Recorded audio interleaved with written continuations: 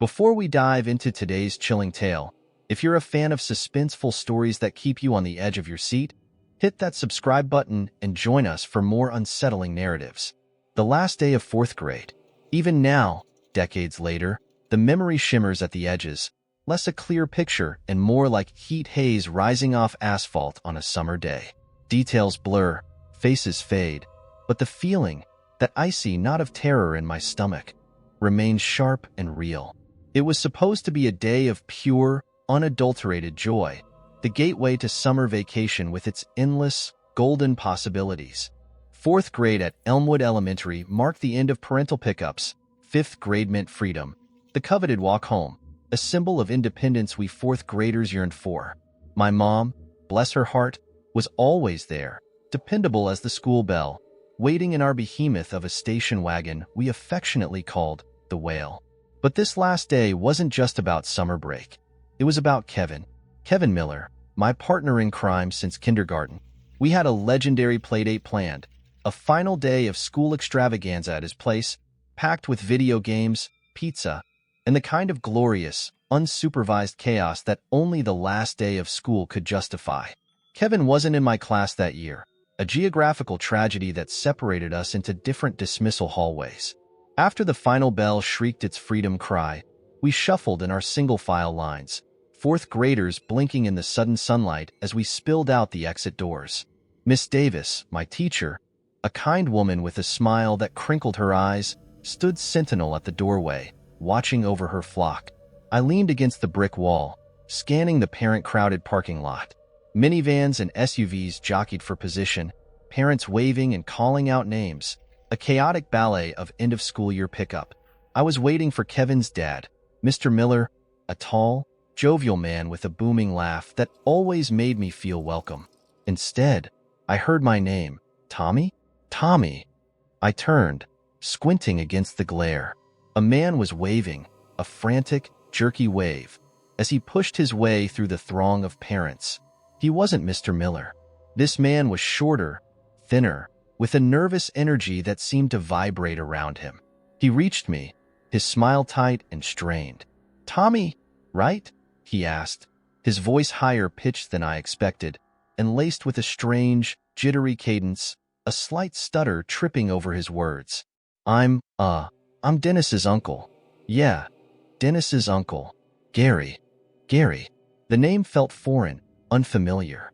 I'd never met Kevin's uncle, but adults were adults, and in fourth grade, they were figures of unquestioned authority. Mr. Miller, Kevin's dad, he got held up at work, Gary continued, his words tumbling out in a rush. "Big meeting, last-minute thing. So, he asked me to grab you both." "Yeah, both of you. Both of us." That sounded right.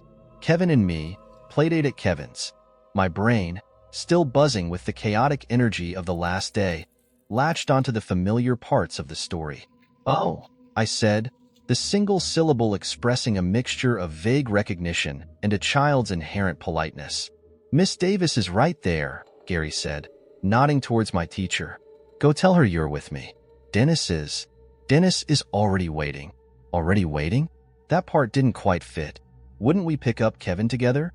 But the thought flickered and died, overwhelmed by the rush of the moment, the man's insistent energy, the promise of the playdate.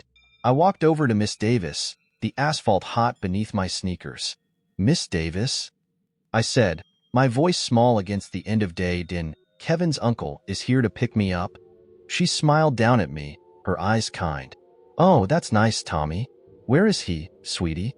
I pointed to Gary, who was still waving, a jerky, almost frantic motion, as if trying to flag down a plane. He gave Miss Davis a quick, tight nod. Miss Davis glanced from Gary to me, her smile unwavering. "All right then, Tommy. Have a wonderful summer vacation, and be good for your mom and dad." "Yes, ma'am," I mumbled, already turning away, the lure of freedom and playdate pulling me forward. Miss Davis, with a final wave, turned her attention to the next parent approaching. Just like that, I was dismissed, handed over.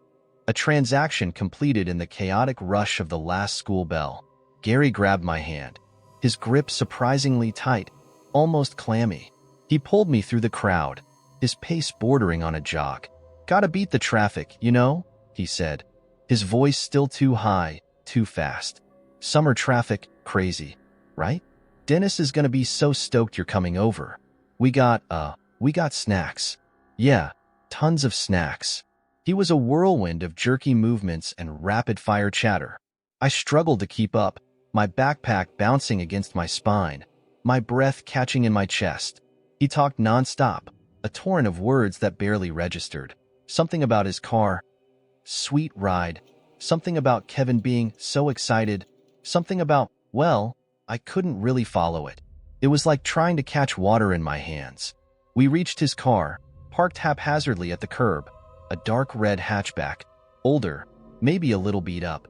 It wasn't Mr. Miller's SUV, but again, the thought was fleeting, easily dismissed. Uncles drive different cars, right? Maybe Mr. Miller's car was in the shop. My fourth-grade logic, eager to please, eager for the playdate, filled in the gaps, smoothed over the inconsistencies. I climbed into the back seat, the vinyl hot and sticky against my legs. Gary slammed the door, the sound echoing too loudly in the sudden quiet of the car. He turned to face me, his smile still fixed, but now something flickered behind it, a nervous tick in his eye, a tightening around his mouth. "Dennis is already at the house," he repeated, his voice a little too loud, a little too insistent. "Yeah, he's already there, waiting for you. Big surprise planned." Surprise? What kind of surprise? And why wasn't Kevin here? The questions, previously just whispers at the edge of my awareness, began to coalesce, to take shape. The elephant in the room, as they say, lumbered into view, impossible to ignore. Where was Dennis? Why weren't we picking him up? But I was a shy kid, especially around adults I didn't know. Confrontation wasn't in my nature. I swallowed my confusion, my unease, and mumbled, "Oh, okay." The drive was a blur of jerky turns and more of Gary's rapid-fire chatter.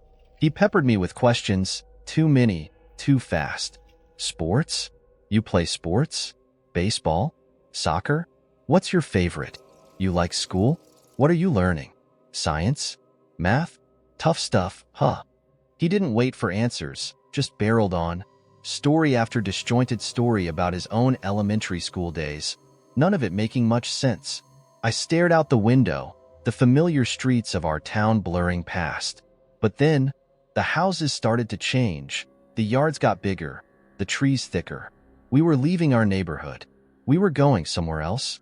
"Almost there," Gary announced, too brightly, as he turned onto a street I'd never seen before. 10 minutes. He'd said 10 minutes, maybe more, had passed since we left school. 10 minutes in our town was a long drive.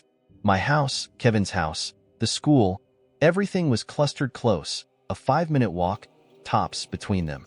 This was different. This was wrong. He pulled into the driveway of a house that looked, on the surface, ordinary. A split level, maybe, with a neatly mowed lawn and a basketball hoop in the driveway. Normal.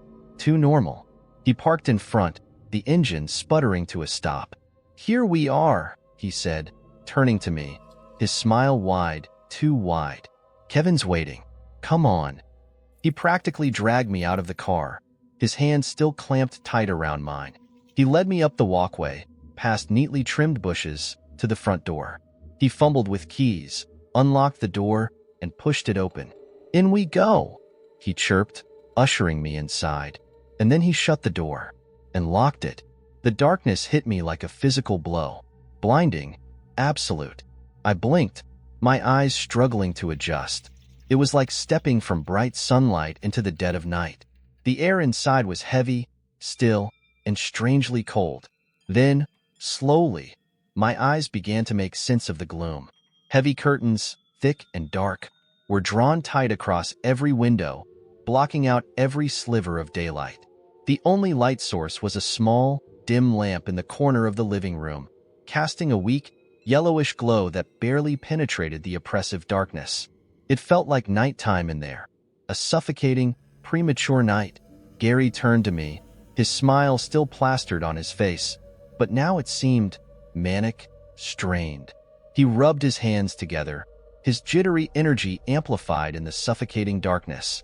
"So, make yourself at home," he said, his voice echoing strangely in the stillness. "Where's Dennis?"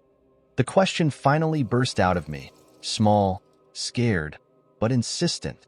The confusion, the unease, the growing dread coalesced into a single, desperate plea. "Where's Kevin?" Gary's smile faltered, flickered, then vanished completely. His eyes darted around the room, his nervous energy escalating into something frantic, something wrong. He started to fidget, his hands fluttering like trapped birds. "Dennis?" he stammered, his voice losing its forced cheerfulness, reverting to that high, jittery pitch. "Oh, Dennis. Yeah, Dennis. He's downstairs." Downstairs? Kevin's house didn't have a downstairs. Kevin's house was a small, single-story ranch. This house was different. Wrong. Downstairs? I repeated, my voice barely a whisper. Yeah, downstairs," Gary said, too quickly, too eagerly. "Playing video games." "Yeah, video games. He's got the new one. You know, the spaceship one. He's been dying to show you. Just wait here. Yeah, wait right here. I'll go get him. Surprise. Surprise." He kept saying surprise, but there was no surprise in his eyes, only a frantic, cornered look. He gestured vaguely towards a hallway, a dark maw leading deeper into the house. Then he disappeared, melting into the shadows. I heard a door creak open, then the unmistakable sound of footsteps descending, not into a basement, but into a deeper darkness. My heart slammed against my ribs, a frantic bird trapped in a cage. Fear, cold and sharp, pierced through the confusion. I knew, with a certainty that went bone deep, that I was in danger. This wasn't a surprise. This was a trap. My eyes darted around the dim living room, searching for escape. The front door. That was the only way out. I crept towards it, my sneakers silent on the thick carpet. I reached for the doorknob, my hand trembling. I turned it, gently, slowly. Locked. Deadbolt. And something else, a heavy, metallic click, like a chain. Locked. Locked in. Panic, raw and visceral, clawed at my throat. Hope, that fragile, childish hope that maybe, just maybe, Dennis would come bounding up those stairs, evaporated, leaving behind only icy dread. Regret, sharp and bitter, flooded me. Regret for being polite, for being shy, for not questioning, for stepping into this nightmare. I spun around, my gaze landing on the kitchen doorway, a darker rectangle in the gloom. The kitchen. Phones. People had phones in kitchens, right? Wall phones, the kind that hung on the wall, with long, curly cords. My grandma had one. Maybe this house did too. I crept into the kitchen, the linoleum cold under my feet. The darkness was even thicker here, broken only by faint light filtering from the living room. And there, on the wall, next to the refrigerator, a phone. Old, white, rotary dial, but a phone nonetheless. Salvation. My hands shaking, I lifted the receiver, the plastic cold against my ear. Dial tone, blessedly clear. 911. My fingers fumbled on the rotary dial, clumsy with fear. 911. Each click echoed too loudly in the silence. The phone rang, once, twice, then a voice, calm, professional on the other end. 911. What's your emergency? My voice was barely a whisper, choked with terror. Please come to this house. Sir, can you tell me your location? What is the emergency? The voice was patient, but edged with urgency. Please, I repeated, my voice cracking. I've been kidnapped. The word, heavy and terrifying, hung in the air. Kidnapped? Can you tell me your address? I didn't know the address. I didn't know where I was. Panic threatened to overwhelm me, to steal my voice, my breath, everything. I had to be quiet. He was coming back. I could hear footsteps, heavy, slow, ascending from the darkness below. Please, I whispered again, tears stinging my eyes. Please just come. Hurry. I didn't say another word. I couldn't. I had to hide the phone. I had to be quiet. I had to survive. My fingers fumbled for a dish towel, a limp, faded thing hanging on a hook. I draped it over the receiver, muffling the sound, hiding the phone in the corner, behind a stack of cookbooks. 911 was still on the line. I hoped, listening, waiting. I stumbled back to the living room, my heart hammering against my ribs, a frantic drumbeat against the suffocating silence. Footsteps. Heavier now, closer. He was coming back. Tommy? Gary's voice, closer now, echoing from the hallway. Tommy, come on down. Dennis is down here. Pause. Silence. He was waiting for me to answer, to obey. Tommy, he called again, his voice sharper now, laced with impatience. Tommy, are you down here? When I didn't answer, when I didn't appear, he came. Footsteps, heavy and deliberate, moving from the hallway into the living room. He appeared in the doorway, his face shifting, the forced smile gone, replaced by something colder, harder. He looked around the dim room, his eyes narrowing, searching. He saw me, standing frozen in the shadows, my breath caught in my throat. Tommy, he asked again, his voice deceptively gentle, almost soft. Are you okay? Okay. Was I okay? My stomach churned, while rising in my throat. Fear, thick and suffocating, pressed down on me, stealing my breath, my voice. I hated myself, hated my naivete, my foolishness for walking into this, for not being smarter, wiser. Can I leave? The words came out in a rush, a desperate, pleading whisper. I saw the change in his face, the subtle shift, the flicker of something dark and dangerous in his eyes. The fake friendliness, the strained smile, vanished completely, replaced by a cold, calculating look. He knew I wasn't fooled anymore. He started to walk towards me, slowly, deliberately, his movements no longer jerky, but smooth, predatory. He held out his hand, palm up, as if offering a truce, a peace offering. Come on, Tommy, he said, his voice still soft, but now with an edge, a steeliness beneath the surface. Dennis is waiting. Don't you want to see Dennis? He was close now, too close. His hand reached out, not in friendship, but in capture. He grabbed my wrist, his grip like a vice, bone-crushingly tight. He started to pull, towards the hallway, towards the darkness, towards the stairs leading down. Basement's this way, he said, his voice low, menacing. No. I screamed, the sound ripping from my throat, raw and desperate. No. Let me go. I cried. I struggled. I kicked, but he was too strong. He dragged me forward, towards the hallway, towards the basement door. Stop it, he yelled, his voice exploding with rage. Stop it right now. I'll let you go. I swear. I'll let you go if you just stop and behave. Behave? Behave for a kidnapper? But the fear was overwhelming, paralyzing. The promise, however hollow, however unlikely, offered a sliver of hope. I went limp, my struggles ceasing, my body heavy with dread. He dragged me to the basement door, a solid, heavy wooden door at the end of the hallway. He yanked it open, revealing a steep, dark staircase leading down into blackness. He shoved me forward, towards the stairs. I stumbled, caught myself, my heart hammering against my ribs. I took the first step, then another, descending into the darkness, into the unknown. Halfway down the stairs, I heard it, the heavy thud of the basement door slamming shut above me, and then the click, the unmistakable sound of a lock turning. Locked in, again. I walked the rest of the way down the stairs, my sneakers echoing on the bare wooden steps. I reached the bottom, stepping onto cold, damp concrete. The basement, unfinished, raw, and desolate. A concrete floor, rough and uneven. Bare concrete walls, cold and damp to the touch. A single, thick wooden support beam stood in the center of the room, casting long, distorted shadows in the dim light. Dim light. There was light, of a sort. A single bare light bulb, hanging from a frayed wire in the center of the ceiling, casting a weak, depressing yellow glow over the desolate space. It was the kind of place you'd imagine in nightmares, the kind of place where kidnapped children went.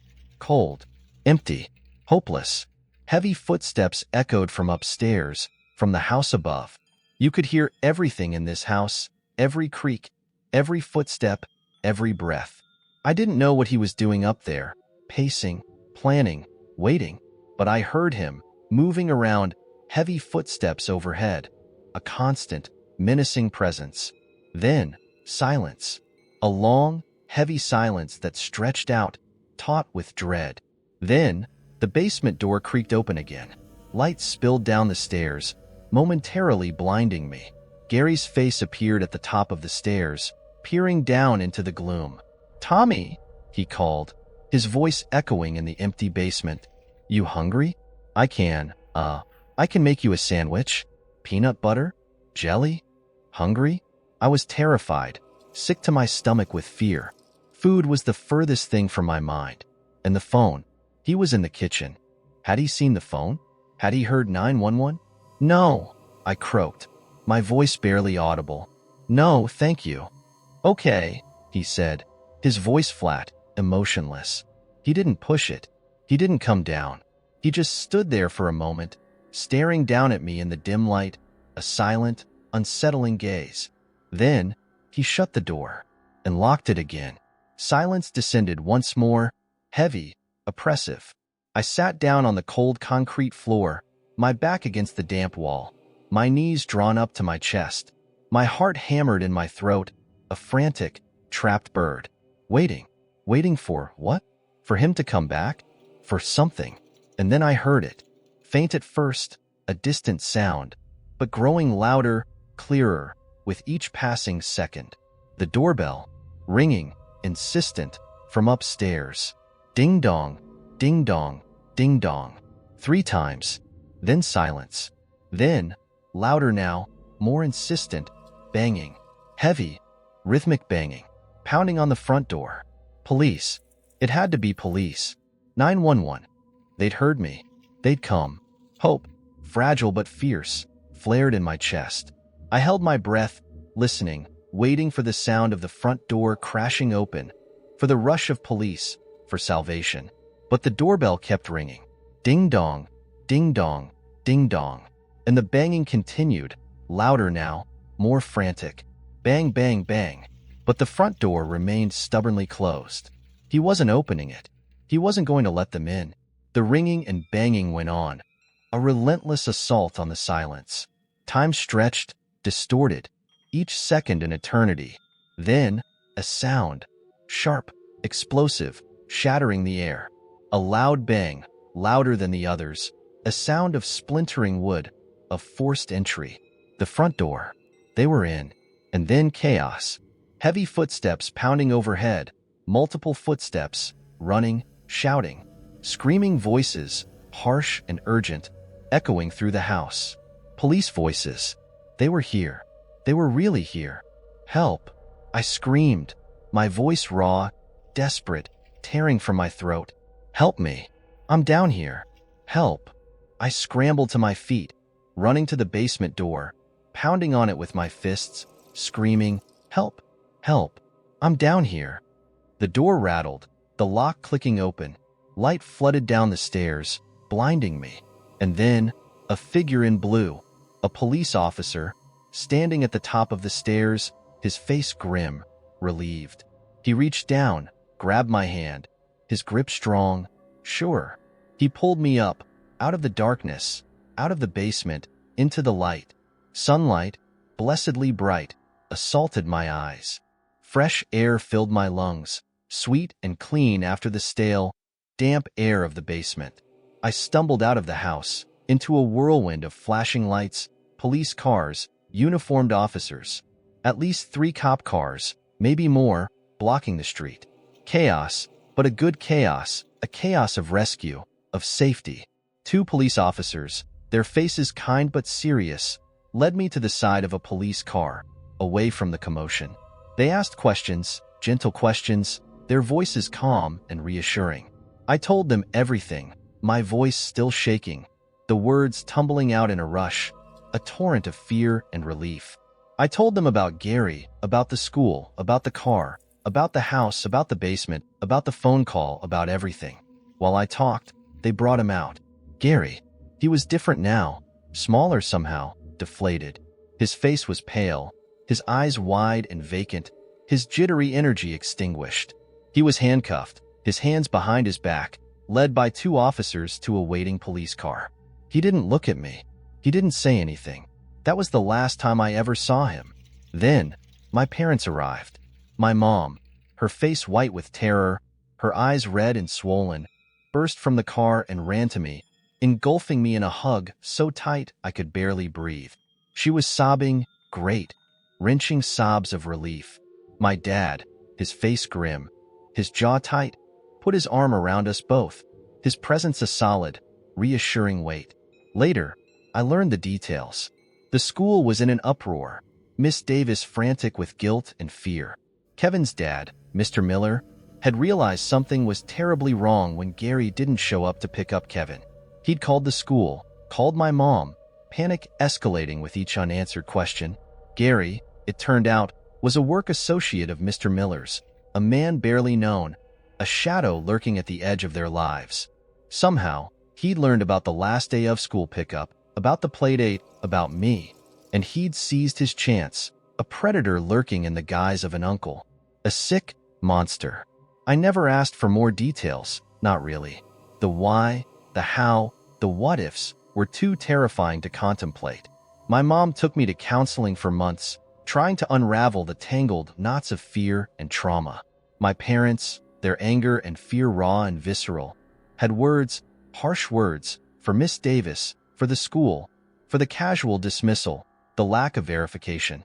But in the end, it was my own small voice, my own desperate whisper into a phone, that had saved me. If I hadn't thought to call 911, if I hadn't hidden the phone, if they hadn't heard me, I knew, with chilling certainty, that I wouldn't be here. 17 years. 17 years have passed since that day. 17 years, and the memory still flickers, still haunts. He might be out of prison now, that man. He might be walking free. And sometimes, late at night, in the quiet darkness, I wonder if he remembers me. If he ever thinks about the 4th grader who called 911 from a darkened kitchen, the boy who escaped the basement, the boy who lived,